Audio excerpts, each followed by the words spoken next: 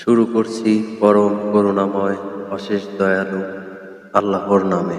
যখন জীবনটা কঠিন মনে হবে, যখন মনে হবে কেউ বুঝতে পারছে না তোমাকে, তখন মনে রেখো আল্লাহ তোমাকে ছাড়েননি।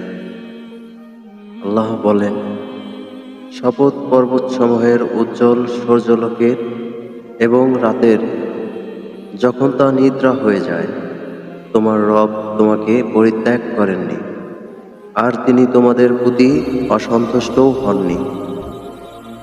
আর নিশ্চয়ই তোমার জন্য পরবর্তী সময় পূর্ববর্তী সময়ের চেয়েও উত্তম। তোমার রব অচিরেই তোমাকে এত দিবেন যে তুমি সন্তুষ্ট হয়ে যাবে। তিনি কি তোমাকে এতিম অবস্থায় পাননি? অতঃপর তিনি তোমাকে আশ্রয় দিয়েছেন, তিনি তোমাকে পথের সন্ধান দিয়েছেন এবং তোমাকে অভাবমুক্ত করেছেন।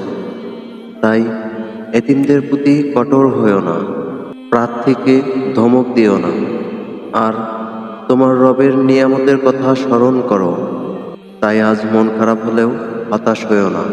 হয়তো তোমার রব তোমার জন্য এমন কিছু রেখেছে যা তোমার কল্পনার চেয়েও সুন্দর। আল্লাহর উপর ভরসা রাখো।